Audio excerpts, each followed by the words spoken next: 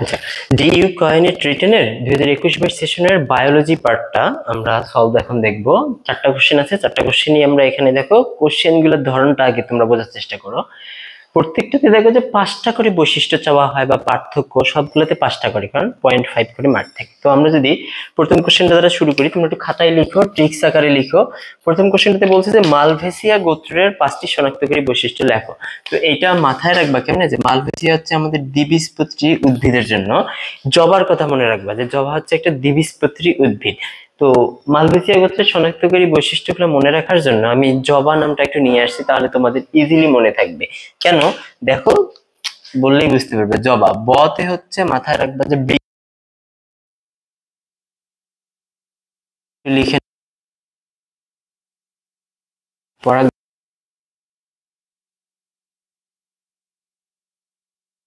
সেটা হচ্ছে বেরি। কি বেরি বলতো?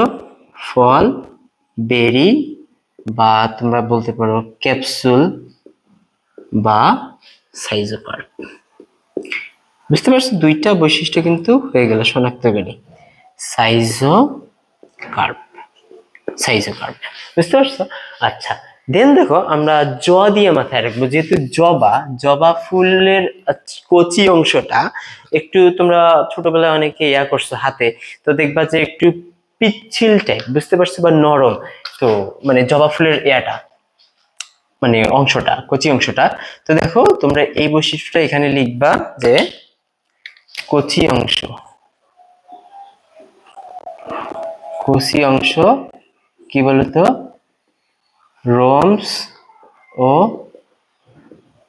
মিউসিলেস। এইটা লিখবা, এই বৈশিষ্ট্য লিখবা।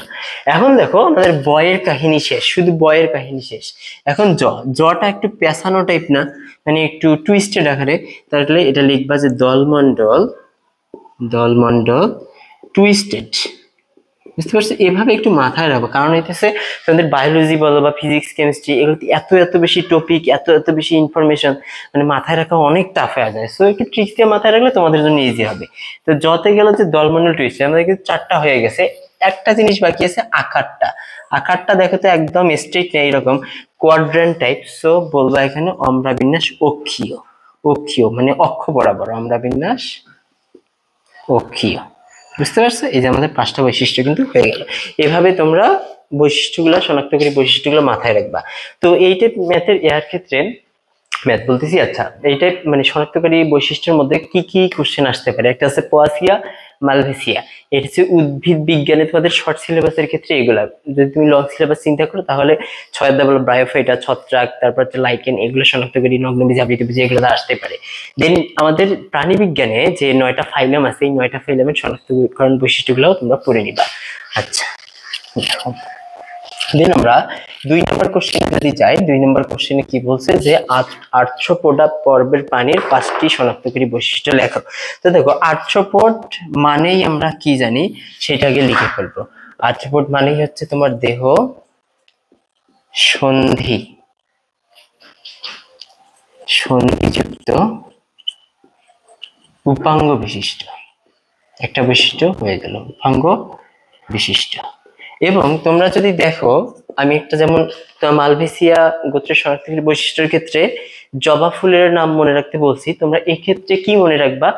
আরশোলার কথা মনে রাখবা। কি মনে রাখবা? আরশোলা। আরশোলা বা তোমরা যেটা তেলাপোকা বলো, কারণ তোমরা এটা এইচএসসি তে কি করছো? ডিসেক্ট করছো। ডিসেক্ট করে তোমরা অনেক কিছু দেখতে পারছো, যার কারণে ভিজুয়ালাইজেশনটা ইজি হবে। তো আরশোলার ক্ষেত্রে কি হয় বলতো? দেহটা কি কাইটিনময়, কাইটিনময়, দেহ কি কাইটিনময় আবৃত, এবং নিয়মিত কি হয় বলতো? মোশন হয়, নিয়মিত মোশন হয়। তোমরা একটু সুন্দর করে লিখে নিবা। আচ্ছা, 3 নম্বরে দিবা, আরশোলা দেখলেই দেখবা যে মাথায় কি থাকে বলতো? অ্যান্টেনা থাকে। মস্তকে 1 জোড়া বা 2 জোড়া কি থাকে? অ্যান্টেনা থাকে, অ্যান্টেনা থাকে, অ্যান্টেনা থাকে। 4 নম্বর বৈশিষ্ট্যটা লিখবা, যে 5 নম্বর বৈশিষ্ট্য, এই দুইটা একটু ইম্পর্টেন্ট লিখবা, কারণ এটা হচ্ছে তুমি নর্মালি আগে দেখলে যেন চিনতে পারো যেটা একটা ইফেক্ট। তো দেখো 4 নম্বর যেটা লিখবা সেটা হচ্ছে এদের রেসোনঙ্গ। রেসোনঙ্গ হচ্ছে তোমার মালপিজিয়ান নালিকা। এটা তোমরা ডিসেক্ট করার পর দেখতে পারছো। মালপিজিয়া মালিকা।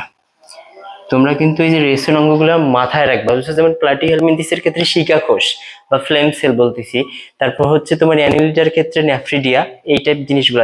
তারপর হচ্ছে তোমার বিভিন্ন লার্ভা দশা আছে, সাপোজ পরিফ্রাতে এমফিব্লাস্টিলা প্যারেনকাইমুলা, তারপর হচ্ছে তোমার অ্যানিলিয়াতে ট্রোকোফোর, মলাস্কাতে ট্রোকোফোর এই টাইপ, এবং নিডারিয়াতে আছে এই টাইপ জিনিসগুলো মাথায় রাখবা। 5 নম্বর লিখবা যে রক্ত সংবহন তন্ত্র উন্মুক্ত।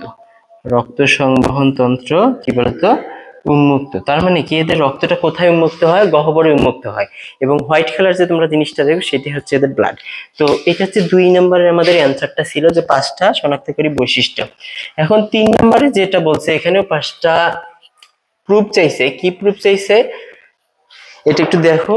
এটা কেউ অন্যভাবে নিও না ভাইয়ারা, যেহেতু বিবর্তনের সপক্ষে 5টি প্রমাণ। বিবর্তন ব্যাপারটা আসলে আমরা নর্মালি শুনলেই মনে করি যে বানর থেকে মানুষ আসছে, এবং এটা ইসলাম বিরোধী বা ধর্মীয় রীতিনীতির বিরুদ্ধ একটা কথা। হ্যাঁ, মানে এই জিনিসটা আসলে সত্যি যে এটা টোটালি একটা মানে ধর্ম বিপক্ষে একটা কথা চলে আসে। তো আমি সেটা বলতেছি না, এখানে বিবর্তনের সপক্ষে যে প্রমাণগুলো আসে সেটা হচ্ছে আমাদের মানুষের মধ্যে যে চেঞ্জগুলো আছে, মানুষের মধ্যে যে চেঞ্জগুলো আছে, যেমন আমি বা তুমি বা আদার্স মানুষরা যে সেম না বা ডিফারেন্ট ডিফারেন্ট মেধাবী। তো এই ব্যাপারগুলো কই থেকে আসে এবং কিভাবে আসে, ওই টাইপ আমি প্রমাণগুলো তোমাদের দেখাবো, যাতে তোমাদের আর কি এই টার্মটা বুঝতে একটু ইজি হয়। তো প্রথম আমি যে ব্যাখ্যাটা দেখাইতেছি প্রমাণটা, সেটা হচ্ছে আমাদের ভৌগোলিক ভৌগোলিক বিস্তৃতি। ভৌগোলিক বিস্তৃতিগত প্রমাণ। তোমরা বলতে পারো যে ভাই ভৌগোলিক বিস্তৃতিগত প্রমাণ বলতে কি? তো এটা বোঝার আগে আমি বাকি আর 2টা পয়েন্ট লিখি, তাহলে তোমাদের বুঝতে সহজ হবে। জিনতাত্ত্বিক প্রমাণ, দেন কোষতাত্ত্বিক প্রমাণ।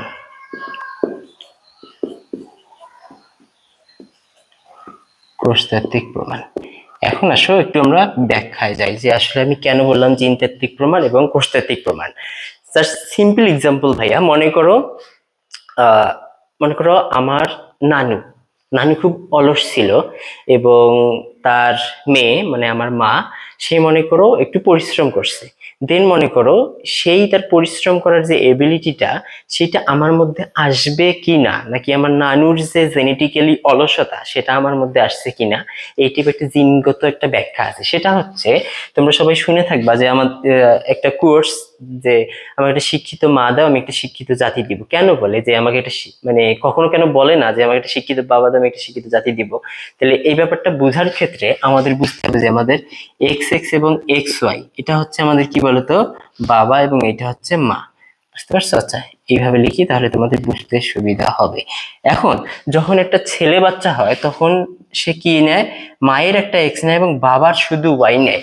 এবং বিজ্ঞানীরা ধারণা করে যে আমাদের যতগুলা ক্যারেক্টার আছে, বা মেধা বলো বা আইকিউ বলো বা আদার্স যেগুলো আমাদের পটেনশিয়ালিটি আছে, সেগুলো বেশিরভাগ আসে মা হতে। তো দেখো, আমি যদি আমার মা হতে এই এক্স ক্রোমোজোম নেই এবং বাবা হতে ওয়াই ক্রোমোজোম নেই, তাহলে বেশিরভাগ যে ক্যারেক্টার সেগুলো যদি এক্স ক্রোমোজোমে অবস্থিত হয়ে থাকে, তাহলে আমার মধ্যে কার বৈশিষ্ট্য তুমি বেশি পাবা? মায়ের বৈশিষ্ট্য বেশি পাবা। তার মানে বাবার এখানে বৈশিষ্ট্য বলা যায় কত পার্সেন্ট? 0%, এবং মায়ের কত? 100%। এই কারণে ছেলেরা মায়েদের মতো বেশিরভাগ হয়, বেশিরভাগ বলতে মায়েদের মতোই হয়, এবং মায়েদের সাথে তাদের আন্ডারস্ট্যান্ডিংটা অনেক সুন্দর হয়।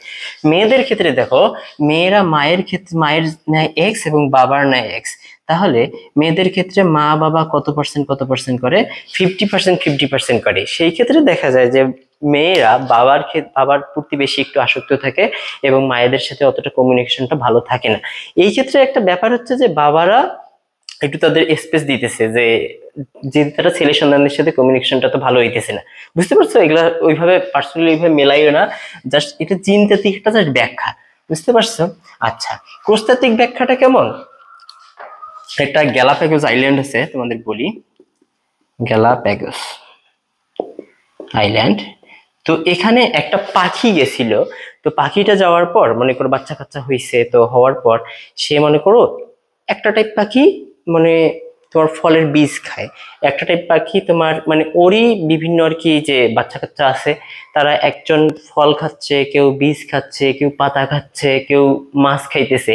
তো এই বিভিন্ন রকম খাবার খাওয়ার ফলে তাদের বিক যেটা আছে বা ঠোঁট তোমরা বলতে পারো, ঠোঁট এইটার মধ্যে একটা চেঞ্জ চলে আসে। বাট তারা কি, তারা কিন্তু সেম বার্ডই আছে, মানে আমরা মানুষই আছি।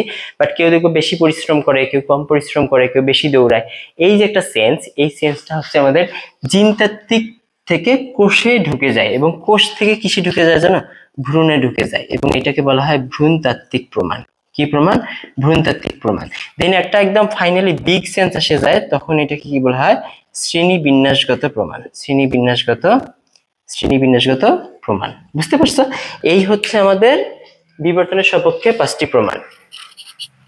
আচ্ছা, দেন দেখো আমাদের লাস্ট যে কোশ্চেনটা আছে সেটা হচ্ছে সালোক সংশ্লেষণ ও শ্বসনের মধ্যে পার্থক্য। সালোক সংশ্লেষণ ও শ্বসনের মধ্যে পার্থক্যের ক্ষেত্রে আমরা যে জিনিসগুলো মাথায় রাখবো, কোথায় ঘটে, কিভাবে ঘটে, এবং কি উৎপন্ন হয় এবং কি নির্গত হয়, তাহলেই দেখবো মোটামুটি হয়ে যাবে। তো আমি যদি লিখি যে একদিকে সালোক সংশ্লেষণ এবং একদিকে কি লিখলাম? শ্বসন। তো দেখো এই ক্ষেত্রে সালোক সংশ্লেষণটাতে কি হয়? শক্তি সঞ্চিত হয়। আমি একটু বলতেছি, তোমরা লিখে নাও। শক্তি সঞ্চিত হয়। এখানে শক্তি কি হয় বলতো? নির্গত হয়। একটা গেল বৈশিষ্ট্য। 2 নাম্বার হচ্ছে এটা কোথায় ঘটে? ক্লোরোপ্লাস্টে ঘটে। এবং এইটা ঘটে কোথায়? সাইটোপ্লাজম। শুরুর দিকে কোথায় ঘটে? সাইটোপ্লাজমে। ও শেষের দিকে কোথায় ঘটে? মাইটোকন্ড্রিয়াতে। এখানে যে 4টা ধাপ আছে, সেই 4টা ধাপ মাইটোকন্ড্রিয়াতে। 3 নাম্বারটা তুমি বলতে পারো এখানে কি কি লাগে? কার্বন ডাই অক্সাইড লাগে এবং পানি লাগে। এখানে কি কি লাগে? 3 নাম্বার এখানে লাগে তোমার শর্করা লাগে, শর্করা এবং অক্সিজেন লাগে। এটা লিখে দিবা লাগে। তাহলে এখানে নির্গত হয় কি বলতো? নির্গত হয় অক্সিজেন নির্গত হয়। আর এখানে কি নির্গত হয়? কার্বন ডাই অক্সাইড নির্গত হয়। 5 নম্বরে দিবা কি? এটা হচ্ছে সূর্যালোকের উপস্থিতিতে ঘটে, এটা 24 ঘন্টা ঘটে। এই হচ্ছে আমাদের 5টা ব্যাখ্যা, মানে 5টা পার্থক্য। বুঝতে পারছো? তো এই হচ্ছে আমাদের বায়োলজির যে 5টা টার্ম ছিল, 5টা। তোমাদের বিবর্তন সম্পর্কে যেগুলো বলছি এগুলো সিরিয়াসলি নেওয়ার কিছু নাই। এটা কারণ হচ্ছে বিবর্তন সম্পর্কিত যে তোমার তত্ত্বগুলো আছে এগুলাতে অনেকগুলা ইনফরমেশন লিকিংস আছে। একটা বিগ একটা টাইম পুরোটাই নাই। বুঝতে পারছো? এখানে জাস্ট ধারণা করা হয় বা হাইপোথিসিস গুলার অ্যাজাম্পশন গুলো বলা হয়।